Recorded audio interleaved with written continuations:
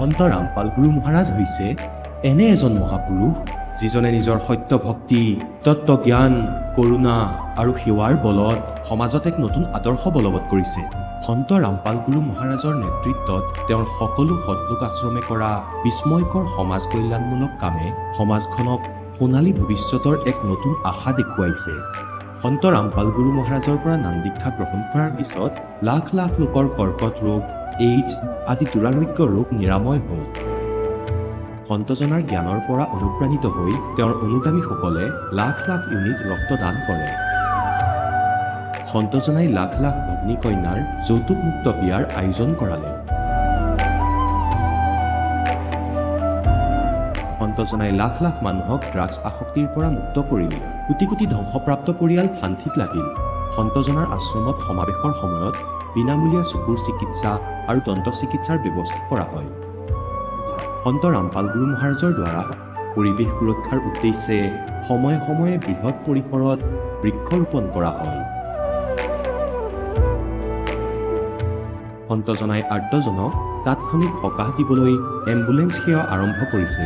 সন্তজনাই তেওঁৰ অনুগামীসকলক তেওঁলোকৰ শৰীৰ দান কৰিবলৈ অনুপ্ৰাণিত কৰে, যাতে মানৱতাৰ সেৱা আৰু চিকিৎসা ক্ষেত্ৰত উন্নতি কৰিব পৰা যায়।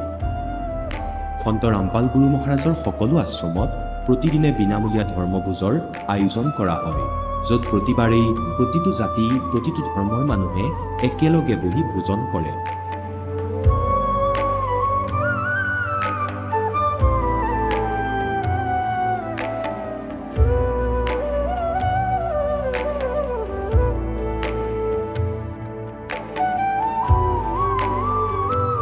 সন্ত ৰামপাল গুৰু মহাৰাজৰ আশ্ৰমত সহস্ৰাধিক বৃদ্ধ বৃদ্ধাই শ্ৰদ্ধা আৰু মৰমেৰে জীৱন যাপন কৰাৰ সুযোগ পায়। তেওঁলোকৰ থকা খোৱাৰ আৰু স্বাস্থ্যৰ সম্পূৰ্ণ দায়িত্ব সন্ত ৰামপাল গুৰু মহাৰাজে বহন কৰে। অনাথ শিশুৰ বাবে সন্ত ৰামপাল গুৰু মহাৰাজৰ সকলো আশ্ৰম বিশেষ বৰদানতকৈ কম নহয়, য'ত তেওঁলোকক শিক্ষা, সংস্কাৰ আৰু ভৱিষ্যতৰ বাবে উন্নত সুবিধা প্ৰদান কৰা হয়। বানপানী, ভূঁইকঁপ বা মহামাৰী যিয়েই নহওক, সন্ত ৰামপাল গুৰু মহাৰাজ আৰু তেওঁৰ অনুগামীসকল সদায় আৰ্তজনৰ বাবে আগৰণুৱা হৈ থাকে। কোভিড মহামাৰীৰ সময়ত সন্ত ৰামপাল গুৰু মহাৰাজৰ আশ্ৰমৰ পৰা কোটি কোটি লোকক খাদ্য, ঔষধ আৰু জীৱন ৰক্ষক সামগ্ৰী যোগান ধৰা হৈছিল। দুখীয়াক সকাহ কৰাই হওক বা যিকোনো শোষিত বা নিপীড়িত শ্ৰেণীৰ অধিকাৰ আৰু মৰ্যাদাৰ বাবে যুঁজ দিয়াই হওক, সন্ত ৰামপাল গুৰু মহাৰাজে সদায় তেওঁলোকৰ সকলো ন্যায্য দাবী চৰকাৰৰ ওচৰলৈ লৈ গৈছে আৰু তেওঁলোকক উপযুক্ত ন্যায় প্ৰদানৰ ক্ষেত্ৰত গুৰুত্বপূৰ্ণ ভূমিকা পালন কৰি আহিছে। সমাজত আধ্যাত্মিক আৰু সামাজিক মূল্যবোধৰ প্ৰতি সজাগতা অনাৰ প্ৰতিটো পদক্ষেপতে সন্ত ৰামপাল গুৰু মহাৰাজ মানৱতাৰ প্ৰকৃত সেৱক হিচাপে প্ৰমাণিত হৈছে। সন্ত ৰামপাল গুৰু মহাৰাজৰ জীৱনে আমাক শিকাইছে যে প্ৰকৃত সেৱা সেইটোহে যিটো নিস্বাৰ্থভাৱে কৰা হয়। আহক আমিও এই মহান সন্তজনৰ এই মহান সেৱাৰ কামত যোগ দিম আৰু সন্ত ৰামপাল গুৰু মহাৰাজৰ পৰা নাম দীক্ষা লৈ আমাৰ জীৱন ধন্য কৰি তোলোঁ।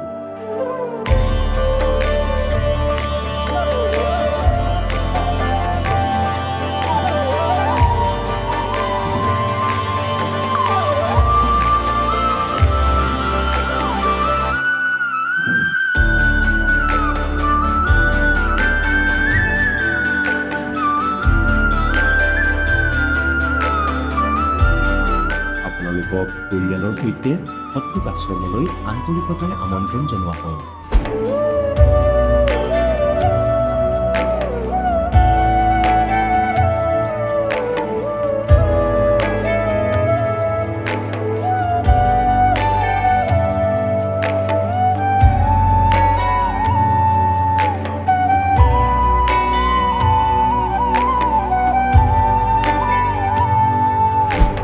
গীতাত ভগৱানে নিজেই অৰ্জুনক কৈ আছে, তুমি সেই পৰমেশ্বৰৰ শৰণত যোৱা, তাৰ বাবে সেই সন্তৰ ওচৰলৈ যোৱা যিজন তত্ত্বদৰ্শী। একেদৰে হজৰত মুহাম্মদৰ আল্লাহে তেওঁক কৈছে যে আন কোনোবা পূৰ্ণ পৰমাত্মা আছে, তেওঁক পাবলৈ সেই তত্ত্বদৰ্শী সন্তজনক বিচাৰি লোৱা। সেইজন প্ৰভু কোন?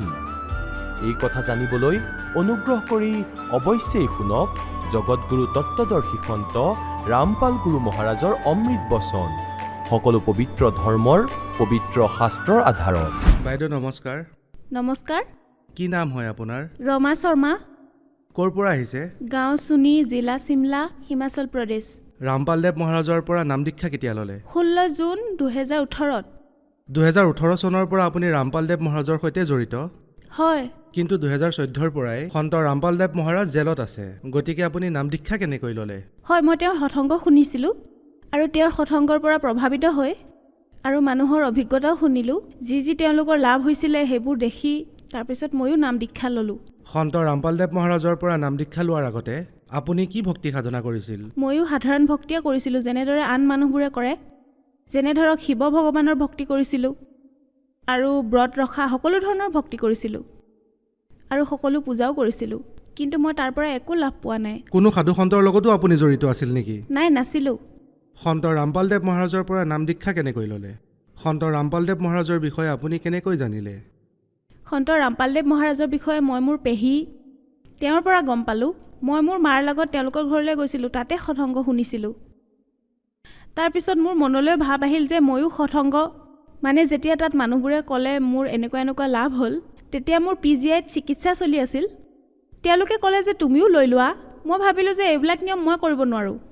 তেওঁলোকে ক'লে যে তুমি প্ৰথমে অলপ দিন চাই লোৱা, কৰি চোৱা, যদি কিবা পাৰ্থক্য পোৱা তেতিয়া ল'বা। তেতিয়া মই 17 জুনত নাম দীক্ষা ল'লোঁ।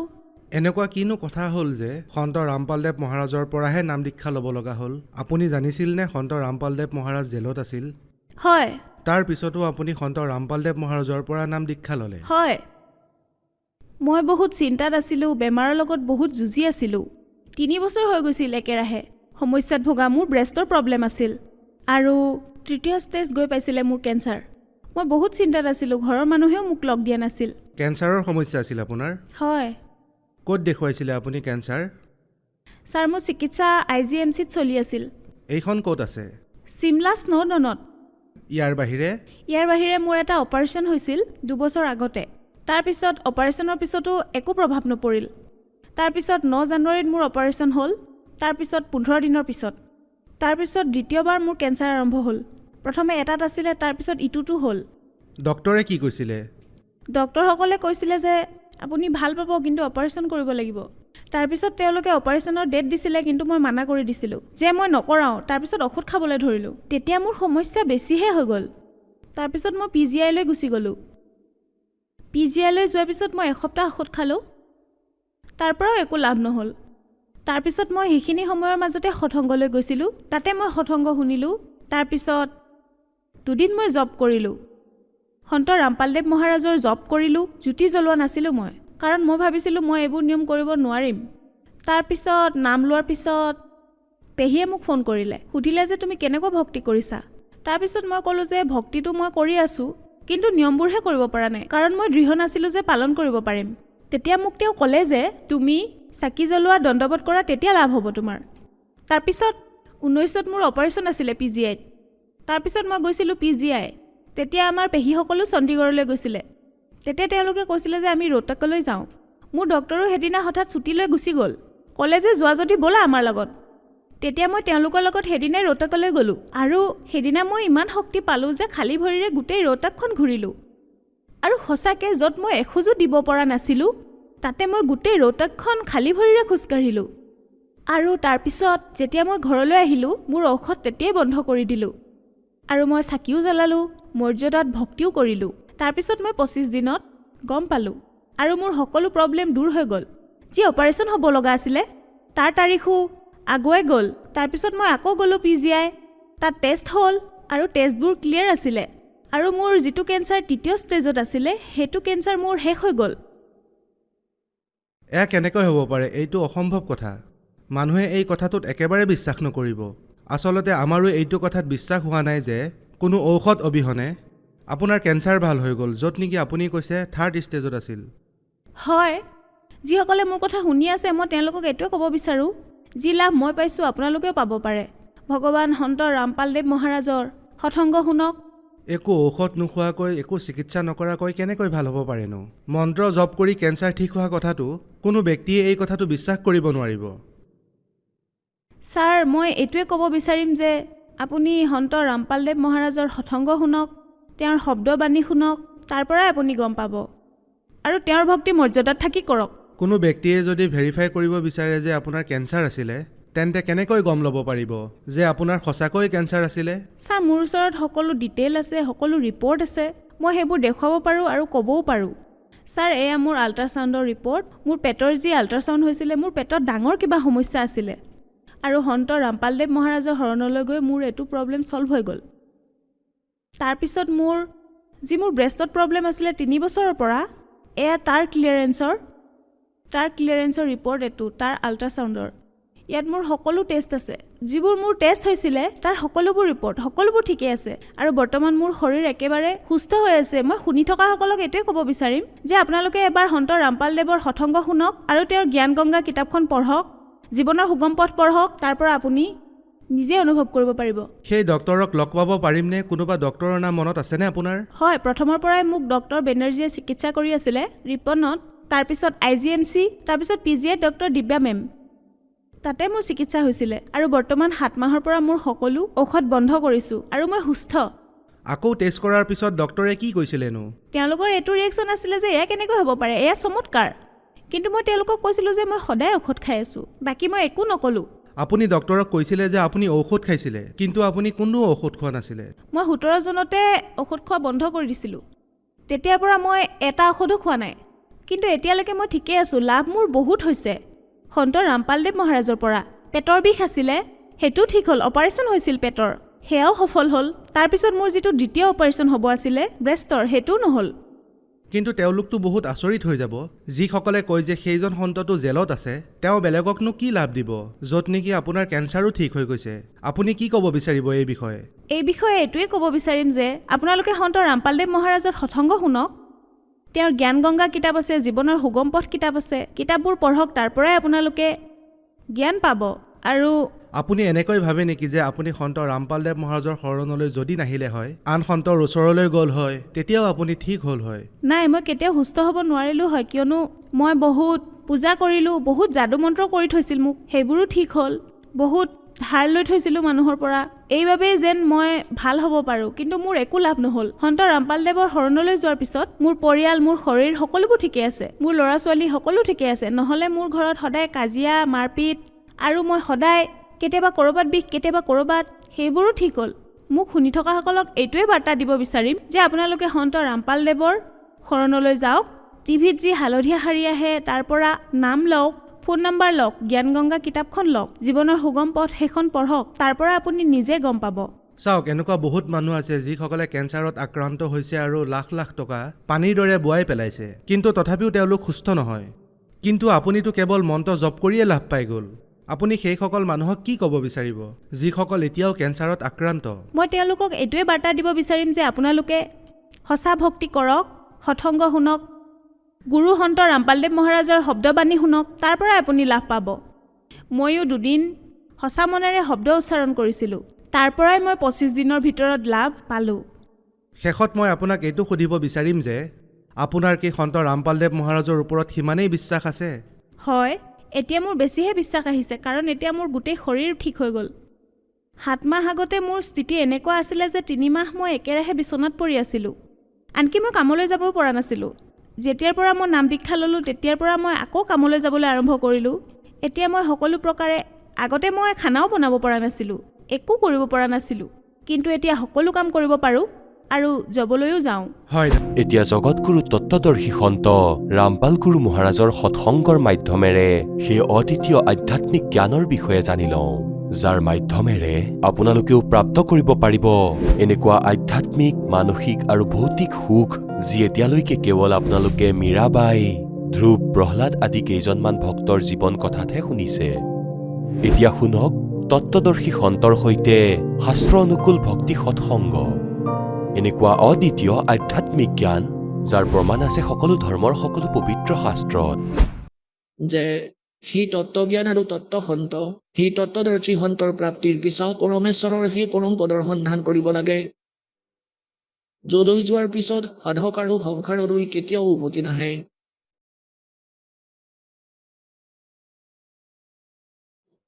গতিকে পুণ্যাত্মাসকল,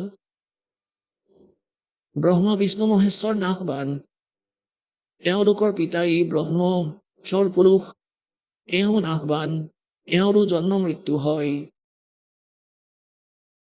আজিলৈকে আমি ব্ৰহ্মা বিষ্ণু মহেশ্বৰক অবিনাশী বুলি শুনি আহিছিলো এই অজ্ঞানী ধৰ্মগুৰুসকলৰ পৰা, য'ত নেকি এওঁলোকৰ হিষ্ট্ৰীত এওঁলোকৰ জীৱনীত লিখা আছে।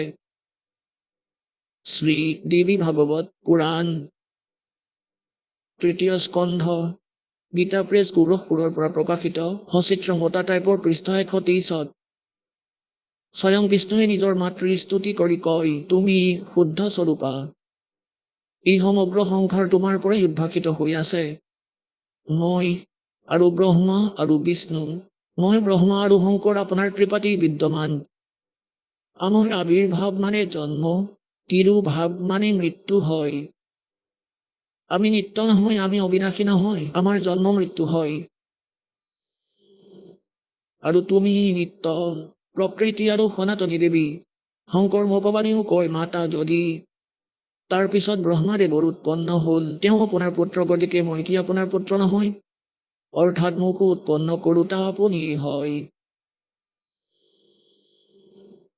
গতিকে পুণ্যাত্মাসকল, ইয়াৰ পৰা সিদ্ধ হৈ গ'ল যে ব্ৰহ্মাদেৱ নাশবান, বিষ্ণুদেৱ নাশবান, শিৱদেৱ নাশবান, শংকৰ ভগৱানো নাশবান, এওঁলোকৰ পিতা নাশবান, যাক গীতাৰ অধ্যায় নম্বৰ 15 শ্লোক নম্বৰ 16 আৰু 17 তিনিজন পুৰুষৰ কথা কৈছে। পুৰুষ মানে প্ৰভু স্বামী,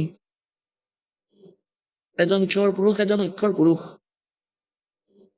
তেওঁলোকৰ বিষয়ে কৈছে 16 নম্বৰ শ্লোকত 15 নম্বৰ অধ্যায়ৰ যে এই দুজন নাশবান। আৰু এওঁলোকৰ অন্তৰ্গত যিমানবোৰ প্ৰাণী আছে সমগ্ৰ ব্ৰহ্মাণ্ডত, তেওঁলোকো নাশবান। এওঁ নাশবান, কিন্তু জীৱাত্মাটো কাৰো নমৰে, এয়াতো বেলেগ বিষয়। এতিয়া ক্ষৰ পুৰুষ, এই কাল ব্ৰহ্ম, ইয়াৰ ক্ষেত্ৰ কিমান? ই কিমান স্বামী, কিমান ভগৱান, কিমান ৰাম, ই কিমান ব্যাপক। 21খন ব্ৰহ্মাণ্ড আছে ইয়াৰ। ই কেৱল 21খন ব্ৰহ্মাণ্ডৰ প্ৰভু হয়, স্বামী হয়, মালিক হয়, ৰাম হয়। ইয়াক ক্ষৰ পুৰুষ বুলি কৈছে। ক্ষৰ মানে নাশবান। আৰু দ্বিতীয় যিজন প্ৰভু গীতাৰ অধ্যায় নম্বৰ 15 শ্লোক নম্বৰ 16 কৈছে তেওঁ অক্ষৰ পুৰুষ। অক্ষৰৰ অৰ্থ হ'ল যি ক্ষৰ নহয়, অবিনাশী, যাৰ নাশ নহয়। কিন্তু ই কিমান অবিনাশী? ইয়াৰ আয়ুস বহুত দীঘল, ইয়াকো অক্ষৰ পুৰুষ বুলি কৈছে, কিন্তু বাস্তৱত ই অক্ষৰ পুৰুষ নহয়, অবিনাশী নহয়।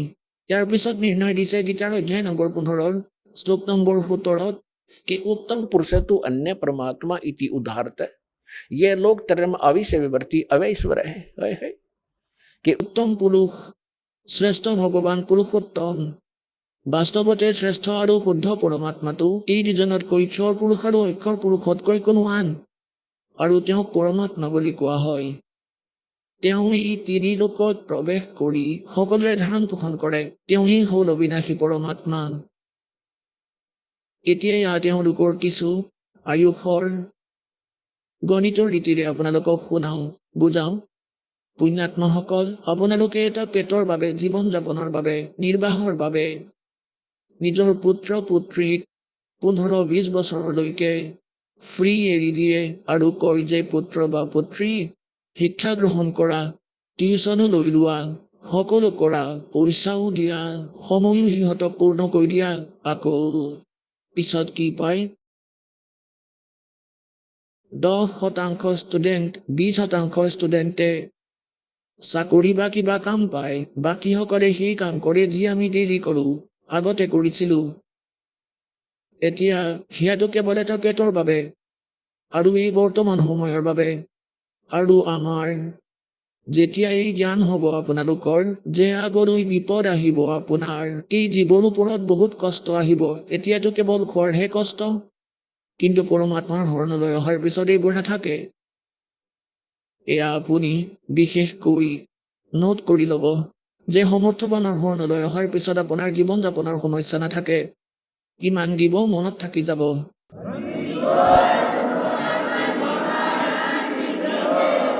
ইয়াৰ বিষয়ে কওঁতে परमात्मा के समर्थ का शरणा गहो रंग होरी हो भाई कदे न हो ए काज राम रंग होरी हो। समर्थ की शरण गहो, और कभी कोई आपका কোনো আকাল মানে কোনো আপত্তি কোনো দুৰ্ঘটনাই আপোনাৰ হ'ব নোৱাৰে যদি সংস্কাৰৰ কিবা দুখ আহিও তেন্তে পৰমাত্মাই এনেকৈ আঁতৰাই দিব আপুনি গমেই নাপাব আকৌ কি কয় যে যি এই পৰমাত্মাৰ শৰণলৈ আহে ভগত সন্তই তেওঁ আকৌ তেওঁৰ বাবে আৰু কোনো বস্তুৰে সমস্যা নাথাকে আপুনি চাব যি ভগতে সঁচা মনেৰে এই ভক্তি কৰিছে আৰু যাৰ 4-5-10 বছৰ হৈ গৈছে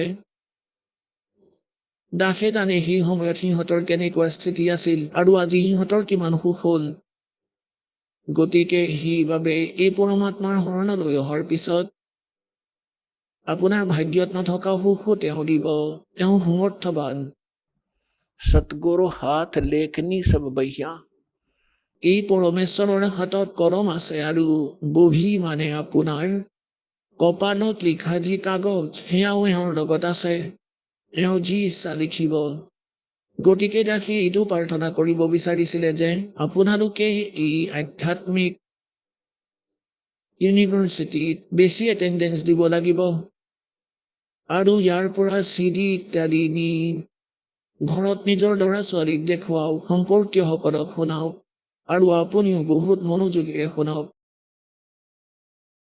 তেতিয়া আপুনি ইয়াৰো সুখ পাব সংসাৰিক সুখ আপোনাক ইমান দিব আপুনি হাতযোৰ কৰিবলগীয়া হ'ব ভগৱানৰ আগত কাৰণ তেতিয়া জ্ঞান হ'ব মায়াৰ যে কি কৰিম ইটো শেষত ডুবাবহে এই দাসৰ লগত এই সকলোবোৰ ঘটিছে সেইবাবে দাসে কনফিডেণ্টেৰে আপোনালোকক কৈ আছে গতিকে পুণ্যাত্মাসকল ইমানখিনি মায়া আৰম্ভ কৰি দিছিলে দাতাই মই হাতযোৰ কৰি বহি কান্দিলো যে দাতা আপুনি কৈছে এইবোৰতো শত্ৰু তথাপিও আপুনি দিছে এইবোৰ গতিকে পিছত এই চাকৰি ত্যাগ কৰিলো পৰমাত্মাৰ প্ৰচাৰৰ বাবে গতিকে কোৱাৰ ভাৱ এইটো যে যি বস্তুৰ বাবে আপুনি ভ্ৰমি আছে এটা উপাৰ্জন আৰু সৰু সুৰা দুখ আপোনাৰ ওপৰত আহিছে ইয়াতো নোহোৱা কৰি দিব আৰু তেতিয়াহে কৰিব যেতিয়া আপোনাৰ উদ্দেশ্য শুদ্ধ হ'ব এতিয়াতো আপোনালোকৰ অভ্যাস হৈ গৈছে ক'ৰবাত গৈ জৰা পকা কৰাৰ যদি দুখ হয় কয় মহাৰাজ কিবা কৈ দিয়ক সেয়া সি কৰিব তেতিয়া সি সেই কাম কৰিব আৰু মই মোৰ কাম কৰি থাকিম কিন্তু দাসে নিবিচাৰে আৰু না কৰিব আপোনালোকক সুখ দিব কিন্তু ইয়াত এটেণ্ডেঞ্চো লগাব যাতে আপোনাক জ্ঞানেৰে পৰিপূৰ্ণ কৰাব পাৰে যাতে আকৌ এটা সুখ হ'ল মানি ললো তাৰপিছত গুচি গ'ল আগলৈ 20টা দুখ আহিব ইয়াৰ পৰা যদি গুচি যায় গতিকে পৰমাত্মা দাসে আপোনাক এইটো ক'ব বিচাৰিছে যে ইয়াত সময় বহুত দিয়ক আৰু ধ্যানেৰে শুনক এই আধ্যাত্মিক লেকচাৰবোৰ এই প্ৰবচনবোৰ আৰু আপোনাৰ মুখস্থ হৈ যাব যেনেকৈ আমি ৰামায়ণ মহাভাৰত মুখস্থ কৰি থৈছিলো কিমানৰ পৰা শুনিছিলো এজনৰ পৰা দুজনৰ পৰা হাজাৰৰ পৰা একেখিনি কথাই গতিকে এতিয়া সত্য কথা শুনিব এয়া ল'ৰা ছোৱালীলৈকে গৈ পাব আৰু তেতিয়া এটা ৰস হৈ যাব কোনো খেলি মেলি কৰোঁতা নাথাকিবই তেতিয়া মাজত গতিকে আপোনালোক যিমান ইয়ালৈ আহে তাকে এইটো বিচাৰে যে আপোনাক ইমান পৰিপক্ক কৰি দিওঁ এই জ্ঞানেৰে যাতে কাৰে যে অজ্ঞানতা ভৰাই থৈছে অন্য সমাজত সিহঁতৰ লগত সংগ্ৰাম কৰা আৰু শেষত নিজৰ ফলীয়া কৰা তেওঁলোকে হ'বই কাৰণ তেওঁলোকক জ্ঞান আমিও এনেকৈ তিষ্টি আছিলো সেই অজ্ঞানতাৰ সৈতে কিন্তু এতিয়া কান্দো যে হে ভগৱান সেই সময় এনে নষ্ট কৰি দিলো সেইবাবেই অলপ ধ্যানেৰে শুনিব এতিয়া আপোনালোকক এই ভগৱানবোৰৰ আয়ুসৰ কথা কওঁ যি গড কবিৰ দেৱৰ স্পিৰিচুৱেল নলেজত সূক্ষ্ম বেদত আছে তাৰ আধাৰত ব্ৰহ্মাদেৱৰ আয়ুসটো আমাৰ এই ধৰ্মগুৰুসকলেও কৈছিলে যে ব্ৰহ্মাদেৱৰ আয়ুস 100 বছৰ ব্ৰহ্মাদেৱৰ এটা দিন 1000 চতুৰ্যুগৰ বুলি কৈছিলে এটা চতুৰ্যুগত কিমান সময় থাকে যেনেকৈ সত্যযুগ ত্ৰেতা দ্বাপৰ আৰু কলি যুগে 4টা যুগ মিলাই 43,20,000 বৰ্ষ হয় আমাৰ এয়া এটা চতুৰ্যুগ ঠিক এনেকুৱা 1000 চতুৰ্যুগ মিলি ব্ৰহ্মাদেৱৰ একদিন ইমানেই ৰাতি আৰু 30টা দিন ৰাতি মিলি এটা মাহ হয় আৰু 12 মাহৰ এই দেৱতাসকলৰ এবছৰ হয় এনেকুৱাই হয় মাহবোৰ আৰু এনেদৰেই গঠন হয় এটা বছৰ হ'ল 12 মাহৰ গতিকে এনেকৈ মিলি 100 বছৰৰ আয়ুস হয় ব্ৰহ্মাদেৱৰ। এতিয়া পুণ্যাত্মাসকল চাওক, যদি আমি আমাৰ লগত তুলনা কৰোঁ, আজি মানুহৰ আয়ুস 70-80 বছৰ, আৰু ইহঁতৰ কিমান হ'ব গণিবই পৰা নাযাব। গতিকে এই প্ৰকাৰে 100 বছৰ আয়ুস এই ব্ৰহ্মাদেৱৰ, আৰু ব্ৰহ্মাদেৱতকৈ 7 গুণ বেছি বিষ্ণুদেৱৰ, আৰু বিষ্ণুতকৈ 7 গুণ বেছি ভগৱান শংকৰৰ। এওঁলোকৰ স্থিতি এনেকুৱা, ব্ৰহ্মাদেৱৰ 100 বছৰ, বিষ্ণুদেৱৰ 700 বছৰ, আৰু শংকৰ ভগৱানৰ 49 বছৰ, 4900 বছৰ। আৰু এনেকুৱা আয়ুসৰ শংকৰ ভগৱান 70,000 জন মৰিব।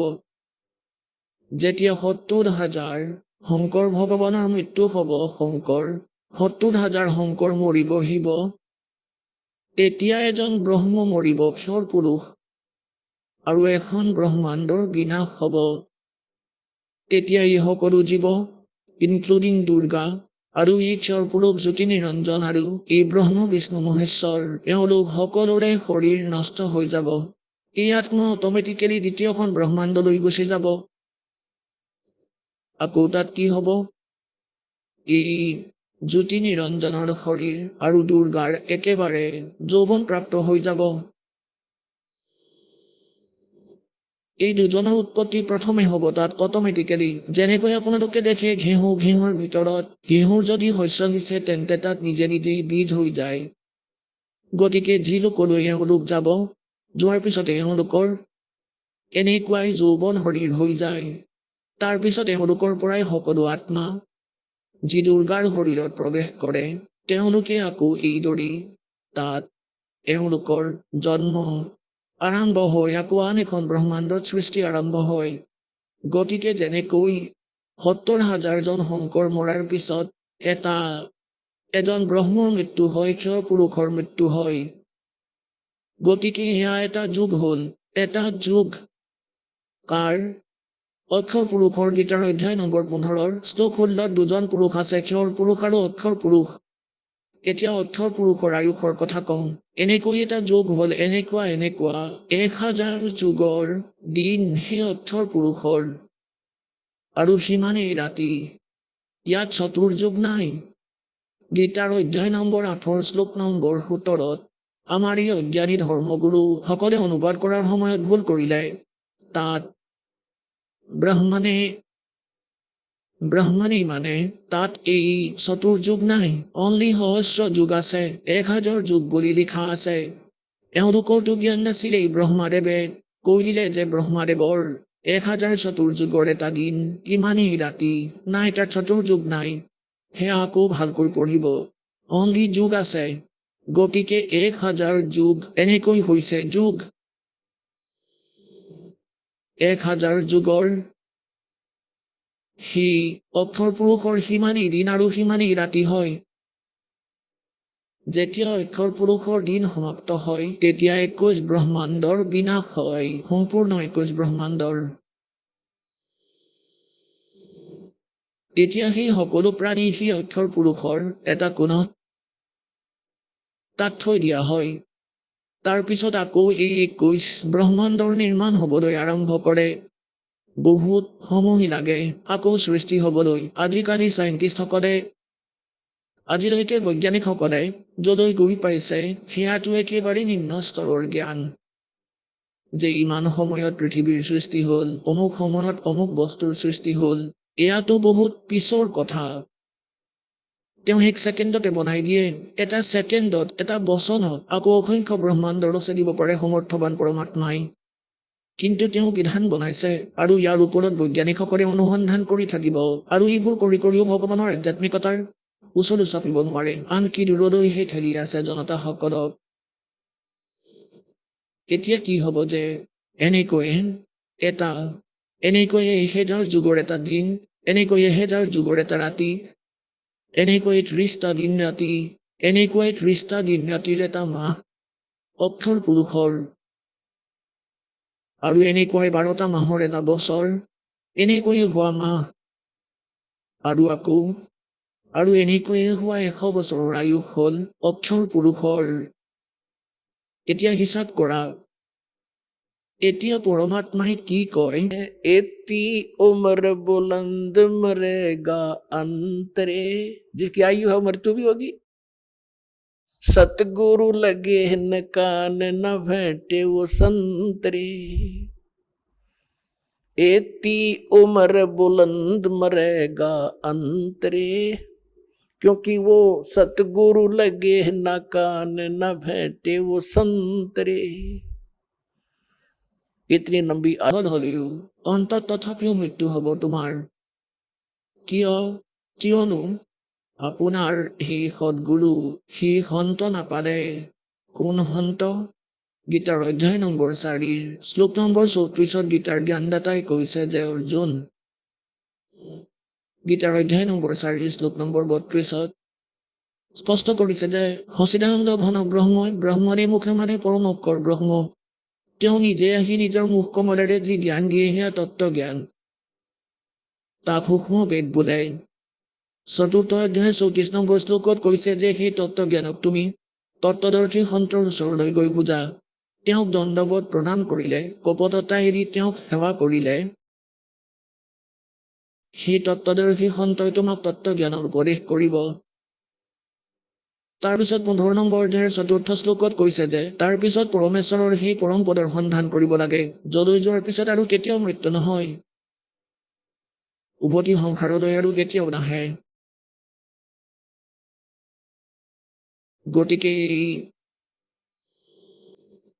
গতিকে ইয়াত কি কৈছে? যেনেকৈ কোৰাণ শ্বৰীফৰ ভিতৰতো এইটোৱেই প্ৰমাণ আছে। চুৰত ফুলকানী আয়ত 25 52 পৰা 59লৈ যে যি পৰমেশ্বৰে 6 দিনত সৃষ্টি ৰচিলে, 7ম দিনা গৈ তখ্তত গৈ বহিল, তেওঁ কবি পৰমাত্মা। আৰু এই কথা কোনো জনাজনক গৈ সোধক। কোৰাণ শ্বৰীফৰ জ্ঞানদাতাও তেওঁৰ সৈতে পৰিচিত নহয়। যজুৰ্বেদ অধ্যায় নম্বৰ 40 শ্লোক নম্বৰ 10 এইটোৱে স্পষ্ট কৰিছে যে কোনোবাই পৰমাত্মাক সম্ভৱত বুলি কয় আৰু কোনোবাই অসম্ভৱত।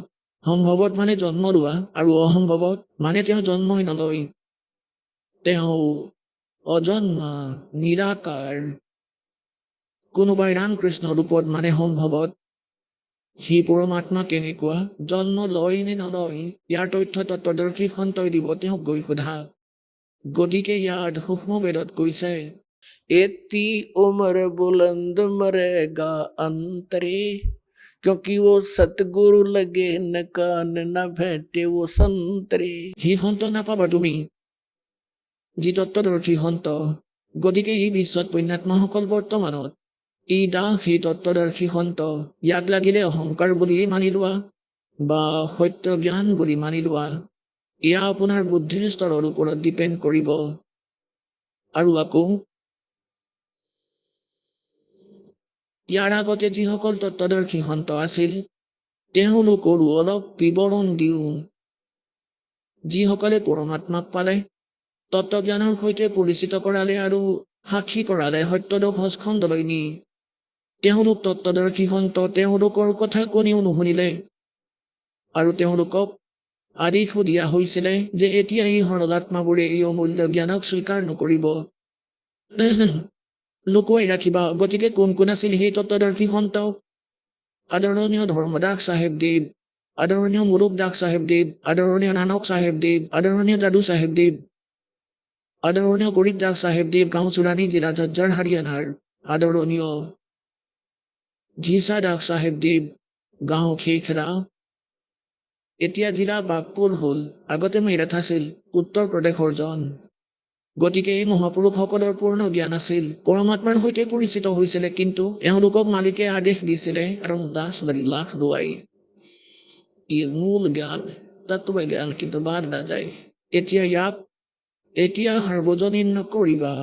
যদি তুমি এতিয়া ইয়াক সাৰ্বজনীন কৰি দিয়া, তেতিয়া কোৱা হয় যে মূল জ্ঞান বাহাৰ যো পঢ়ি তো বিচলি বিধি হান্সলি তেৰহি। এয়া মধ্য প্ৰজন্ম, যেতিয়া 5500 বছৰ, যেতিয়া কলি যুগৰ অতিক্ৰম হ'ব, তেতিয়া এই মধ্য প্ৰজন্ম আৰম্ভ হ'ব। গতিকে আপোনালোকৰ বাবে এই সকলোবোৰ লুকুৱাই ৰাখিছিল। দাতা এই ৰত্ন আৰু দাসক দি দিলে এই ৰত্নবোৰ লুকুৱাই থবা কচৰ চাবি। আৰু ক'লে পুত্ৰ খুদা বিলাই দিয়া নিজৰ ভাই ভনীসকলৰ মাজত। গতিকে আপোনালোকৰ ওপৰত এই মধ্য প্ৰজন্ম, গতিকে এওঁলোক তত্ত্বদৰ্শী সন্ত আছিল। এওঁলোকৰ যি অমৰ বাণী পৰমাত্মাৰ সি তত্ত্ব জ্ঞানৰ সৈতে মিলে।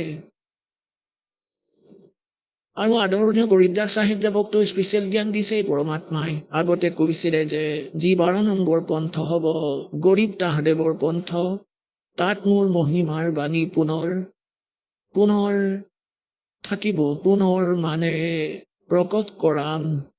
কাৰণ কবিৰ সাগৰত মাজে মাজে এই কবিৰ পন্থীসকলে কবিৰ সাগৰৰ লগত নিমিলা জ্ঞানো সোমোৱাই দিলে বহুত ৰিয়েল জ্ঞানত। গতিকে গৰীব দাসদেৱৰ জৰিয়তে এই যথাৰ্থ জ্ঞান পুনৰ প্ৰকট কৰালে আৰু আকৌ এই কোডৱৰ্ডৰ সৈতে দাসক পৰিচিত কৰাই সেই সকলো সদগ্ৰন্থৰ সাৰাংশ উলিয়ালে। এতিয়া আপোনালোকৰ সন্মুখত সেয়া কেপচুল বনাই দি দিলে। আপোনালোকে খাওক আৰু আপোনালোকৰ 101টা পিঢ়ি পাৰ হ'ব, যদি লাগি থাকে 101টা পিঢ়ি।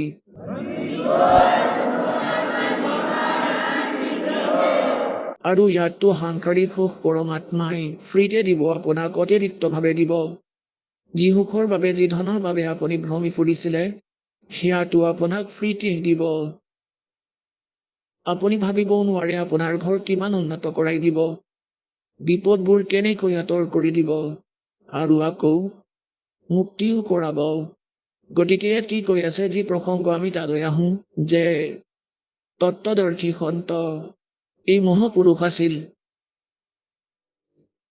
আদৰণীয় ধৰ্মদাস চাহিবদেৱক পৰমাত্মাই আকৌ কৈছে कि धर्मदास मेरी लाख दुहाई, ये सार नाम की तबार न जाई, सार नाम बाहर जो पर ही, ये बिचली पीढ़ी हंस नितरही। এই যথাৰ্থ যি হাৰ নাম কৈছিলে ইয়াৰ বিষয়ে কাৰো সন্মুখত উল্লেখেই নকৰিবা তুমি। যদি নকলি সন্ত পন্থবোৰৰ হাতত পৰিল হয় এই মন্ত্ৰ যি দাসে দি আছে, কমপ্লিট কোৰ্চ হয় ইয়াক, কমপ্লিট ইন অল এছপেক্টছ। ইয়াৰ পৰা এই মূৰ্খসকলে যেনে ধৰক মটৰ আছে গাড়ীৰ, কিছুমানে স্পেয়াৰ পাৰ্টৰ দোকানৰ পৰা এটা বেৰিং কিনি ল'লে আৰু কোনোবাই হুইল কিনি ল'লে, টায়াৰ কিনিলে, কোনোবাই ষ্টেৰিংডালেই ল'লে আৰু সি এনেকৈ ক'ব ধৰিলে যে হাতুৰি দিয়া গাড়ী আহিছে কিন্তু এটা চকা চলাই আছে। যেনে কোনোবাই ক্লিম ক্লিম নাম দিয়ে, ক্লিম শ্লিং ক্লিং, কোনোবাই হাৰাং হাৰাং বুলি কয়, কোনোবাই ওমকাৰ ৰাংকাৰ এইবিলাক দিয়ে। গতিকে এইবোৰ যি মন্ত্ৰ এওঁলোকে দিয়ে, যেনে কোনোবাই চৌহম চৌহম দিয়ে, এনেকৈ কৰা কি কথা হ'ল? পৰমাত্মাৰ বাণীৰ পৰা চৌহম শব্দটো চুৰ কৰিলে। যেনে কাৰোবাৰ ঘৰৰ পৰা মটৰ চাইকেল এখন চুৰ কৰিলে, তাৰপিছত সেইখন চলোৱাৰ পদ্ধতি কেনে বুলি কৈছে যে এই চৌহমৰ 2টা ভাগ কৰি লোৱা, চৌ ভিতৰত, চৌ বাহিৰত, হম ভিতৰত, আৰু মটৰ চাইকেলখন মাজতে কাটি দিলে যে এটা ফাল ইফালে লৈ যোৱা, আনটো ফাল সেইফালে, ভাল গাড়ী হ'ব। এই মূৰ্খবোৰে একোৱেই নাজানে।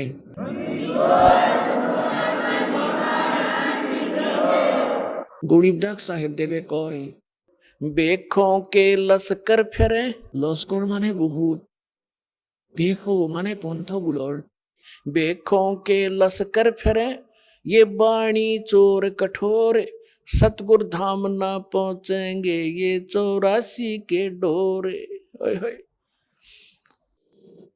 কোৱা হয় যে এই ভেষবোৰৰ, এই পন্থবোৰৰ কিমানেই জুম পাতি ঘূৰি ফুৰে, পৰমাত্মাৰ বাণী চুৰ কৰি, বাণী চোৰ কঠোৰ, ইমান নিৰ্লজ্জ হৈ পৰিছে, কাজিয়া কৰিবলৈ সাজু হৈ যায়, সত্যতা শুনিব নিবিচাৰে, মৰা কটা কৰিবলৈ সাজু হয়। সাধু সন্তৰ লক্ষণ কি এনেকুৱা নেকি?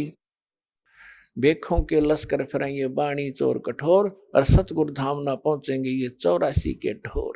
ইয়াতেই কথা খাই ফুৰিব এই সত্যনাম আৰু হৰনাম, যি কমপ্লিট কোৰ্চ গ্ৰহণ নকৰে। গতিকে আমি সেই প্ৰসংগলৈ আহোঁ। एती उम्र बुलंद मरेगा अंतरे, सतगुरु लगे न कान न भेटे वो संतरे। সি সন্ত নাপালে আপোনালোকে, সি তত্ত্বদৰ্শী সন্ত নাপালে, সেই তত্ত্বদৰ্শী সন্ত যি মহাপুৰুষৰ সৈতে দাস কলিযুগত পৰিচিত, সেয়া তেওঁলোকৰ শুভ নাম আপোনালোকক এতিয়া ক'লো। তাৰে মাজৰ এজন আদৰণীয় গৰীবদাস চাহিবদেৱ গাঁও চোৰাণী জিলা ঝজ্জৰৰ জন নিজৰ পৰমাত্মাৰ মহিমা দৃঢ়ভাৱে কৈছে লিখিছে গতিকে তেওঁ কি কয় পৰমাত্মাৰ মহিমা কৈছে मन तू चल रे सुख के सागर जहाँ शब्द सिंधु रत्नागर সুসাগৰ বুলি কাক কোৱা হয় शंखों लहर मेहर की उपजे कहर नहीं जा कोई शंखों लहर मेहर की उपजे कहर नहीं जा कोई दास गरीब अचल अविनाशी सुख का सागर सोई मन तू सुख के सागर बसरे भाई और न ऐसा यस रे कि जहाँ शंखों लहर मेहर की उपजे এতিয়া বন্যাত্মাসকল আমি 5টা তত্ত্বৰে গঠিত পুতলা এটাত থাকোঁ ইয়াত কেতিয়াবা বিপি হাই কেতিয়াবা ল' হয় কেতিয়াবা কাম কেতিয়াবা ক্ৰোধ কিবা লোভে আমাক দুখত পেলায় আমি পচি আছোঁ ইয়াৰ মাজত কৰ্ম বেয়া কৰি আছোঁ কিন্তু পাব সেইটোৱেই যি আপোনাৰ ভাগ্যত লিখা আছে যি কপালত আছে ইয়াতকৈ বেছিও নাপায় আৰু ইয়াতকৈ কমো নাপায় একেবাৰে কমকৈও নাপায় কিন্তু এইটো কথা আমাৰ পৰা আঁতৰত গুচি গ'ল কাৰণ আমাক এইটো কথাত দৃঢ়তা আনুতা কোনো নাই এতিয়াতো ঘৰতো নাথাকে সকলোৱে মায়া গোটোৱাৰ ট্ৰেইনিং লৈ থৈছে আগতে কমচে কম মা দেউতা ককা আইতাই যদি কিবা ভুল কৰে বালকে কয় যে নকৰিব এইটো কাম নকৰিব নহ'লে ভগৱান ৰুষ্ট হ'ব আজিকালিতো ভগৱানৰ কথাই নকয় ঘৰত 2 পইচাও হ'ল অলপ শিক্ষিতও হ'ল কিবা চাকৰি কৰে কোনোবাই গধূলি মদ পানী খাই ক'ৰবাত পৰি থাকিব কোনোবাই ক'ৰবাত ল'ৰা ছোৱালীৰ লগত না কিবা সম্পৰ্ক আছে গতিকে এই প্ৰকাৰে আমাৰ সকলো নৈতিকতাৰো নাশ হৈছে গতিকে কি কয় এতিয়া দাসৰ লগতো বহুবাৰ ঘটিছে আগৰ সংস্কাৰ আছে মালিকৰ চৰণত আছিল চাগে দাস কেতিয়াবা যেতিয়া মই অকলে থাকোঁ তেতিয়া এবাৰ দুবাৰ এনেকুৱা কম্পন আহে মনৰ পৰা কোনোবাই আমাক যিমানেই আমনি নিদিয়ক কিয় যিমানেই দুখ নিদিয়ক কিয় লাগিলে মোক পইচাৰিও ঠগিছে বা কেতিয়াবা মোক বেয়া অপশব্দও কৈছে তেওঁৰ প্ৰতিও কোনো দুখ নাথাকে তেওঁকো নিজৰ যেনি লগা হয় এতিয়া সেয়া কিছু সময়ৰ বাবেহে থাকে সেই যে কম্পন উঠে কিছু সময়ৰ বাবে থাকে যদি চেষ্টাও কৰোঁ তেওঁৰ প্ৰতি কিবা খং ৰাগ কৰাৰ কৰিব নোৱাৰোঁ আকৌ সেই ঢৌ যোৱাৰ পিছত সেই কম্পন যোৱাৰ পিছত আকৌ সেই লেতেৰাবোৰ মনলৈ আহে সি এনেকৈ কিয় কৰে সি তেনেকৈ কিয় কৰে এতিয়া এইটো কৰিম সেইটো কৰিম অমুক কৰিম এতিয়া যি মেহেৰ কি লেহেৰ সেয়া এইটো আছিল কাৰো প্ৰতিয়ে কোনো ধৰণৰ খং ৰাগ অহা নাছিল আৰু কেহেৰ কি লেহেৰ তেতিয়া আৰম্ভ হ'ল যেতিয়া আমি যেতিয়া সাধাৰণ হৈ থাকোঁ গতিকে এই বিষয়ে কৈছে সত্যলোকৰ ভিতৰত গৰীবদাস চাহিবদেৱে কৈছে शंखों लहर मेहर की उपजे और कहर नहीं जा कोई কোনো দুখী নাই এতিয়া পুণ্যাত্মাসকলে আপোনালোক ইয়ালৈ আহিছে হতলোক আশ্ৰম জিলা হিচাৰ হাৰিয়ানালৈ কোনোবা 4 দিন ধৰি আছে ইয়াত কোনোবা 2 দিন কোনোবা 10 দিন এতিয়া ইয়াত কি অসুবিধা পাইছে জানি বুজি যদি কোনোবাই কিবা প্ৰব্লেম কৰে সেইটো বেলেগ ধৰণৰ কথা সেইটো বেলেগ কাৰোবাৰ লগত তৰ্ক হৈ যে ইয়াত কিয় বহিছা মই বহিম এই মাটি একেধৰণৰ মেটি আছে ক'ৰবাত চাদৰ পাৰি লোৱা আৰু শুই যোৱা বনাই থোৱা খাদ্য পাব পৰমাত্মাই নিজৰ সন্তানৰ বাবে গাখীৰৰ নদী বোৱাই দিছে সকলো ধৰণৰ খোৱা খাদ্য আছে চাহৰ কেটেলি ভৰাই থোৱা আছে গিলাচ লৈ ঘট ঘট কৰি খোৱা ক'ৰবাত বহি গতিকে আপোনালোকৰ ইয়াত কি দুখ আছে কি খং আছে কাৰ লগত গতিকে সতলোকৰ এয়া মিনি ৰিহাৰ্চেল তাৰে সুখটো ইয়াত সপোনতো নোপোৱা কিন্তু তাৰে ৰিহাৰ্চেল হয় এয়া যেতিয়া আপুনি তালৈ যাব বহুত ডাঙৰ ক্ষেত্ৰ আপোনাৰ নিজৰ ইণ্ডিভিজুৱেলি আছে যেনেকৈ ইয়াত প্ৰত্যেকৰে ইচ্ছা ডাঙৰ ঘৰ বনোৱাৰ আগফালে লন থাকক তাতে পুখুৰী এটা থাকক ক'ৰবাত ফাউণ্টেইন ওলাই থাকক বাগ বাগিচা থাকক আৰু আঙুৰ লমানমে লাগি থাকক তাতে ফুৰিবলৈ গৈ খাওঁ ঘূৰা ফুৰা কৰক কেতিয়াবা পুখুৰীত গা ধুৱক ক'ৰবাত বহি আড্ডা মাৰক গতিকে তুমি ইয়াত কৰা বোৰ তাতে পাবা তোমালোক ষ্টুডেণ্ট মনুষ্য জীৱন প্ৰাপ্ত প্ৰাণী। আহক আমি এতিয়া সেই শ্ৰদ্ধালুসকলৰ অনুভৱবোৰ জানো যিসকলে জগতগুৰু তত্ত্বদৰ্শী সন্ত ৰামপাল গুৰু মহাৰাজৰ পৰা দীক্ষা প্ৰাপ্ত কৰিছে তথা তেওঁ কোৱা ভক্তি মাৰ্গ এওঁলোকে অৱলম্বন কৰি আছে। নমস্কাৰ, নমস্কাৰ ছাৰ। আপোনাৰ শুভ নামটো? হয়, মোৰ নাম হেঙুলতা ৰাভা হয়। আপুনি কোন ঠাইৰ পৰা আহিছে? মই নৰ্থ গাৰো হিলছ মেঘালয়ৰ পৰা আহিছোঁ। সন্ত ৰামপাল গুৰু মহাৰাজৰ পৰা নাম দীক্ষা আপুনি কেতিয়া লৈছিল? হয়, মই 26/3/2023 চনত লৈছিলোঁ। তেখেতৰ পৰা নাম দীক্ষা লোৱাৰ আগতে আপুনি পৰম্পৰাগতভাৱে অন্য কিবা ভক্তি সাধনা কৰিছিলনে? হয়, কৰিছিলোঁ। মানে পৰম্পৰাগতভাৱে যিবিলাক মানে ঘৰত দেৱী দেৱতাবিলাক পূজা কৰিছিল, মানে এনেকুৱা এটা দেৱী নাই যে বা দেৱতা নাই যে মই সিহঁতক পূজা কৰা নাই। মানে যিমান পূজা হয় গোটেই মানে ব্ৰত ৰাখিছিলোঁ, এনেকৈ পূজা কৰিছিলোঁ, বলি বিধানো দিছিলে। আৰু ইফালে মানে ক'ৰবাত যাব লাগে বা সেইবিলাকতো গৈছিলোঁ। মানে এনেকুৱা এটা দেৱী দেৱতা নাই মই পালন কৰা নাই, মানে এনেকৈ চব কৰিছিলোঁ। আপুনি যিহেতু জনালে যে আপুনি পৰম্পৰাগত যিবিলাক আপোনাৰ সমাজত প্ৰচলিত ভক্তি সাধনা আছিলে সেই আটাইবিলাক আপুনি কৰি আছিলে, তথাপি আপুনি সন্ত ৰামপাল গুৰু মহাৰাজৰ শৰণলৈ কিয় আহিব লগা হ'ল? হয়, মানে ইমান পূজা কৰাৰ পিছতো মানে মোৰ ইমান মানে সৰুৰ পৰাই মানে মোৰ কিবা কিবি বেমাৰবিলাক হৈয়ে থাকে। মানে সৰু থাকোঁতেও পেটৰ বিষবিলাক হৈছিল। পূজাবিলাকতো কৰিয়ে আছিলোঁ, মানে ক'ৰবাত ওলাই গ'লেও মানে মই কৈছিলোঁ হে ভগৱান মোৰ এইটো কাম কৰি দিয়ক। মানে মোৰ মানে সেইটো নহয়, মানে ওলোটাটো হৈ যায়, মানে যিটো কৰিব খোজোঁ সেইটো নহয়। তেতিয়া মোৰ এটা বিশ্বাস হয় মানে ভগৱান এইবিলাক নহয়ে নেকি এনেকুৱা। আৰু মোৰ এটাই মানে এই বলি বিধানবিলাক বোলে দি থাকোঁ নহয়, এই বলি বিধানবিলাক মানে দিলে মোক মনটো ভাল নালাগে। মানে সিহঁতক হত্যা কৰি আছোঁ, ইয়াৰ পৰানো আমি কেনেকুৱা কি লাভ পাম, এইবিলাক মোৰ মানে মনত দুখ আছিলে। তথাপিও যিহেতু পৰম্পৰাগতভাৱে ডাঙৰবিলাকে কৈ আহিছে সেইটো কাম মই কৰিয়ে আছিলোঁ। আগতে যিবিলাক কৰিছিলোঁ সেইটো মানে মোৰ মনত মানে শান্তি হোৱা নাছিলে। মানে কোনোবাতো হয় ভগৱান এটা বুলিয়ে কয়, কিন্তু পূজাবিলাক মানে বহুত কৰিব লগা হয়। মানে 12টা মাহত কেইটা যি পূজা হয় এইবিলাক কৰি থাকোঁ। আৰু এইবিলাক কৰোঁতে কৰোঁতে মানে কেতিয়াবা মোৰ ঘূৰণি হৈ কিনে পৰিয়ে যাওঁ আমি, এনেকুৱা মানে ভক্তি কৰিছিলোঁ। আৰু তাৰ পৰা মই একো ফল পোৱা নাছিলোঁ, মানে বহুত দুখ হৈছে। তাৰপিছত মোৰ এই বিয়াৰ পিছত মানে দ্বিতীয় মানে যেতিয়া ছোৱালীজনী জন্ম হ'ব লগা হৈছিলে, তেতিয়া তাৰ আগতে মোৰ হেপাটাইটিছ বি মানে বেমাৰটো ধৰা পাইছিলে। তেতিয়া মোৰ যেতিয়া বেমাৰটো ধৰা পালে গাঁৱৰ মানুহে বা ওচৰ চুবুৰীয়াবিলাকে মোক সকলোৱে মানে ঘৃণা কৰিছিলে, যিটো মোৰ মনত পৰিলে সঁচাই বহুত দুখ লাগে। মানে মানুহবিলাকে মোক সিহঁতৰ ঘৰত যাব নিদিছিলে। মই মানুহৰ পৰা বহুত মানে অপমান পাইছিলোঁ।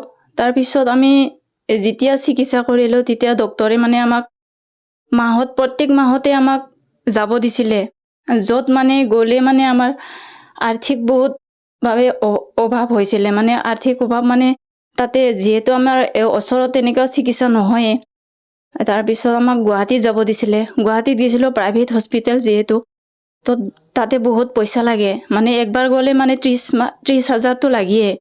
অহা যোৱা কৰোঁতেতো কষ্ট আছে। সেইবিলাক মানে মই ভাবি ভাবি মানে নিজকে বহুত দুৰ্বল অনুভৱ কৰিছিলোঁ। মানে মোক বাচি থাকিব ইচ্ছা নাছিলে, এনেকুৱা নিচিনা অৱস্থা হৈছিলে। তাৰপিছত মানে মোৰ স্বামীয়ে বহুত মোক সহায় কৰিছিলে, সাহস দিছিলে। এইটো দুখৰ পৰা অন্ত কেনেকৈ হ'ব বুলি আমি দুজনে সদায় আলোচনা কৰিছিলোঁ। পিছত এনেকৈ মানে মোৰ স্বামীয়ে যেতিয়া জ্ঞান গংগা পুস্তকখন আনি চালে, তেতিয়া মানে বস্তুখিনি আমি পঢ়ি কেনে বহুত ভাল লাগিলে। মানে মানুহজনে ক'লে এই গুৰুজন বহুত ভাল। সন্ত ৰামপালজী মহাৰাজৰ মানে যিবিলাক নিয়মবিলাক পালে সেইবিলাক পঢ়ি কিনে বহুত ভাল লাগিলে। তাৰপিছত মানে স্বামীয়ে আগত লৈছিলে, মানে নাম দীক্ষা লৈছিলে, তাৰপিছতহে মই লৈছিলোঁ। আপুনি যিহেতু আপোনাৰ যিবিলাক সমস্যা আছিলে সেই সমস্যাবিলাক আপুনি ব্যক্ত কৰিছে। আপুনি যি হেপাটাইটিছ বি এই মাৰাত্মক ৰোগত আক্ৰান্ত হৈ আছিলে, গাঁৱৰ মানুহবিলাকে আপোনাক নিন্দা কৰিছিলে বা আপোনাক অপমান কৰিছিলে, কিন্তু সন্ত ৰামপাল গুৰু মহাৰাজৰ পৰা দীক্ষা লোৱাৰ পিছত আপোনাৰ সেই সমস্যা দূৰ হ'লনে? হয় ছাৰ, মোৰ মানে সকলোবোৰ দুখ মানে নাইকিয়া হৈ গ'ল। এতিয়া মানে সাহসো আহি গ'ল। যেতিয়া মোৰ দ্বিতীয় ছোৱালীজনী জন্ম হৈছিলে, তেতিয়া মোৰ এনেকুৱা অৱস্থা হৈছিলে যে মই নিজে খোজকাঢ়ি যাব নোৱাৰোঁ। নিজৰ কাম নিজে কৰিব নোৱাৰোঁ। মোক দুজন মানুহ ধৰি উঠাব লাগে, দুজন মানুহ ধৰি ইফাল সিফাল লৈ যাব লাগে। মানে কি কৰা নাছিলে, জাৰা ফুকাৰ পৰা আৰম্ভ কৰি মানে পূজা বলি বিধান এইবিলাক সকলো কৰিছিলে, কিন্তু তাৰ পৰা মোৰ একো মানে পৰিত্ৰাণ পোৱা নাছিলোঁ।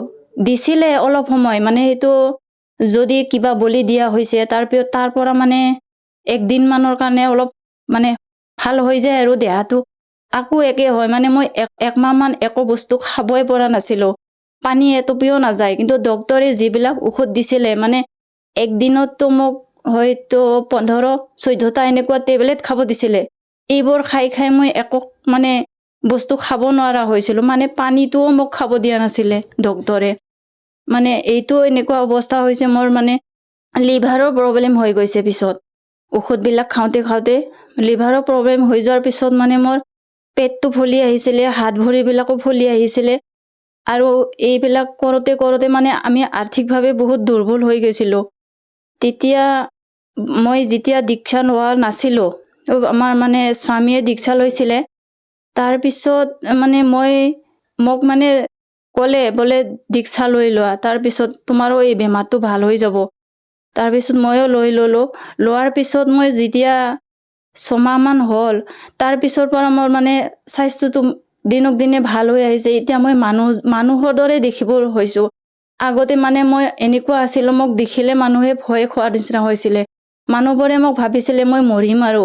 সেইটোৰ কাৰণে মোৰ আত্মীয় কুটুমবিলাকে মোক মানে চাব আহিছিলে, মানে তাই আৰু কেইদিননো থাকিব, এনেকৈ মানে মোক চাব আহিছিলে।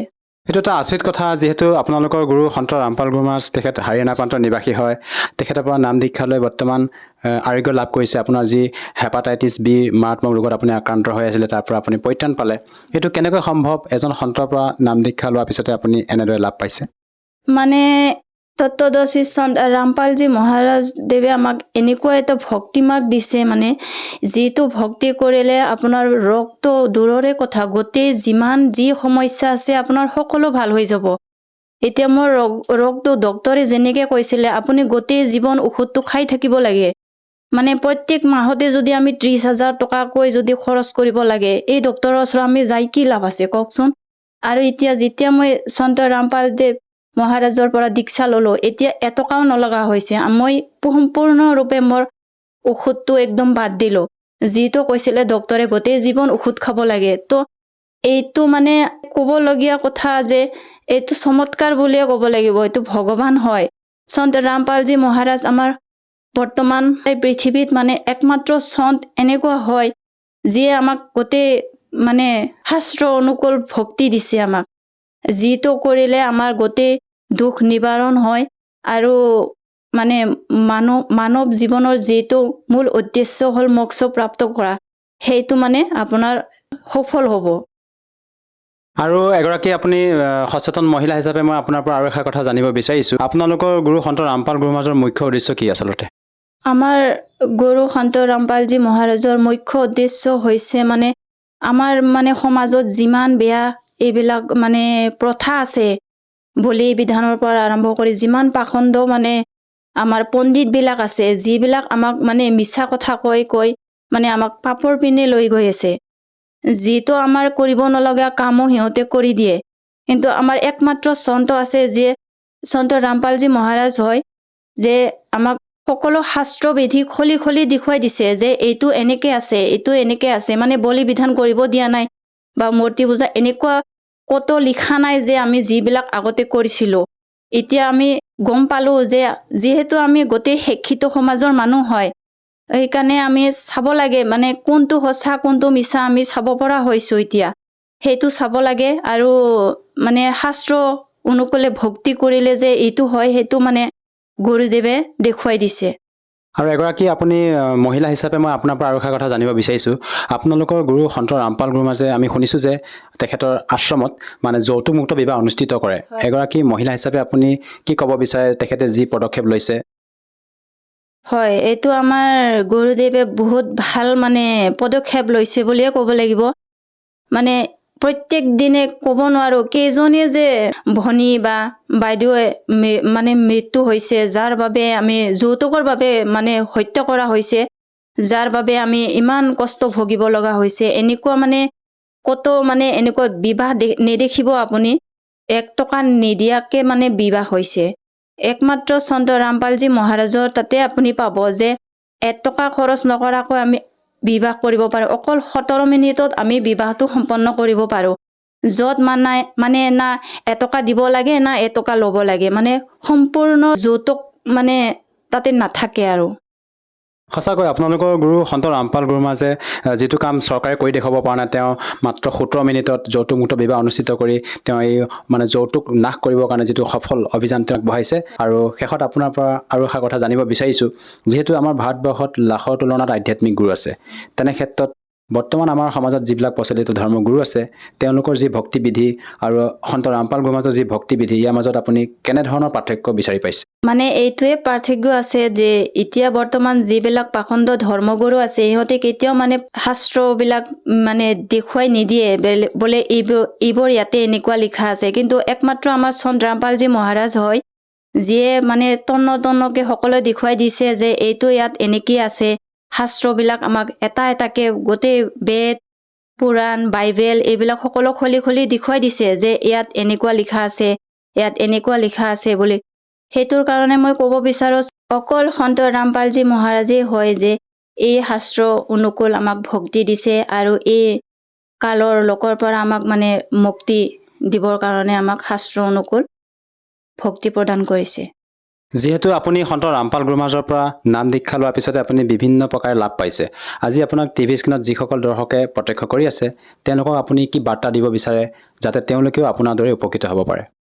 হয়, মানে মই যিমান দুখ পাইছোঁ এনেকুৱা যাতে আৰু কাৰো মানে নহয়, সেইটোৰ কাৰণে মই আপোনালোকক সকলোকে মই এই টিভি মাধ্যমৰ দ্বাৰাই আপোনালোকক প্ৰাৰ্থনা কৰিছোঁ যাতে কোনটো সঁচা হয় কোনটো মিছা হয় আপোনালোকে চাওক, আপোনালোকে বিচাৰ কৰক। আমি যিহেতু শিক্ষিত সমাজ এতিয়া সেইবিলাক আমি সকলো গ্ৰন্থবিলাক বেদ পুৰাণ এইবিলাক মিলি চাওক, আপোনালোকে কোনে শুদ্ধ কৈছে কোনে ভুল কৰি কৈছে এইটো আপুনি চাওক। তাৰপিছত আপোনালোকে বিচাৰ কৰক যে আচল গুৰু কোন হয়, কোনটো পথত গ'লে আপুনি সৎ ভক্তি লাভ কৰিব বা মোক্ষ প্ৰাপ্ত কৰিব, সেইটো আপোনালোকে নিজে বিচাৰ কৰিব। মই যেনেকুৱা আগতে যিবিলাক বলি বিধান দিছিলোঁ পূজা পাতল কৰিছিলোঁ তাৰ পৰাতো মই একো লাভ পোৱা নাছিলোঁ, অকল মানে বেছিহে মানে শাৰীৰিকভাৱে দুৰ্বল আৰ্থিকভাৱে দুৰ্বল এইবিলাক হৈ গৈছিলোঁ। মানে যেতিয়াৰ পৰা মই সন্ত ৰামপালজী মহাৰাজৰ চৰণত আহিলোঁ তেতিয়াৰ পৰা আমাৰ মানে আৰ্থিকভাৱেও কিছু মানে ভাল হ'ল, মানে ঔষধ পাতি কিনিব নলগা হ'ল। মোৰ যিহেতু হেপাটাইটিছ বি আছিলে সেইটোও ভাল হৈ গ'ল এতিয়া, আৰু মোৰ মানে আধ্যাত্মিক জ্ঞানটোও পালোঁ। মোৰ দৰে যদি লাভ পাব বিচাৰে আপোনালোকক মই কাতৰ অনুৰোধ কৰিছোঁ, আপোনালোকেও মানে সন্ত ৰামপালজী মহাৰাজৰ সৎসং চাওক, জ্ঞানখিনি বুজি লওক, তাৰপিছত আপোনালোকেও নাম দীক্ষা লৈ নিজৰ কল্যাণ সাধন কৰিব পাৰিব। যেনেকুৱা মই আজি আপোনালোকৰ আগত মানে উঠি ক'ব পাৰিছোঁ, যদি মই নাম দীক্ষা নললোঁ হয় হয়তো আজিলৈকে মই এনেকৈয়ে মানে বেমাৰত ভুগিয়ে থাকিলোঁ হয়, মানে বহুত সমস্যাই হৈ থাকিলোঁ হয়। সেইকাৰণে আপোনালোকক প্ৰাৰ্থনা কৰিছোঁ আপোনালোকে সন্ত ৰামপালজী মহাৰাজৰ সৎসং চাওক, জ্ঞানখিনি বুজক, যিমানবিলাক পুস্তক আছে কিতাপ আছে এইবিলাক আপোনালোকে পঢ়ক, ভালদৰে জ্ঞানখিনি বুজি লৈ নাম দীক্ষা লৈ আপোনালোকেও মোৰ দৰে কল্যাণ কৰিব পাৰিব। যদিহে কোনো লোকে তেখেতৰ পৰা নাম দীক্ষা ল'ব বিচাৰে সহজভাৱে কেনেকৈ ল'ব পাৰিব? আজিকালিতো শিক্ষিত সমাজ, আপোনালোকে সকলোৰে হাতে হাতে মোবাইল যিহেতু আছে, বিভিন্ন ছ'চিয়েল মিডিয়াত আপোনালোকে সন্ত ৰামপালজী মহাৰাজ এপ মানে চাৰ্চ কৰিলে আপোনালোকে মংগল প্ৰবচন পাব। তাত নিজৰ ওচৰৰ নাম দীক্ষা কেন্দ্ৰ ফোন নাম্বাৰটো আছে, সেইটো ফোন কৰিলে আপোনালোকে নিজৰ ওচৰৰ নাম দীক্ষা কেন্দ্ৰটো জানিব পাৰিব আৰু নাম দীক্ষা লৈ নিজৰ মোক্ষ কল্যাণ কৰিব পাৰিব। ধন্যবাদ থাকিল। সচ্চাই।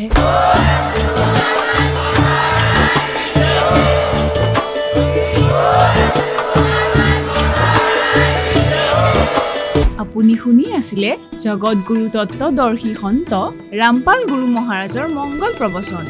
অধিক জানিবৰ বাবে ভিজিট কৰক www.jagatgururampalji.org। সন্ত ৰামপাল গুৰু মহাৰাজৰ শুভ আশীৰ্বাদত সমগ্ৰ বিশ্বতে 500তকৈ অধিক নাম দীক্ষা কেন্দ্ৰ আছে, য'ত সন্ত ৰামপাল গুৰু মহাৰাজৰ দ্বাৰা বিনামূলীয়াকৈ নাম দীক্ষা দি থকা হৈছে। আপোনাৰ ওচৰৰ নাম দীক্ষা কেন্দ্ৰৰ ঠিকনা জানিবলৈ সম্পৰ্ক কৰক 7082208528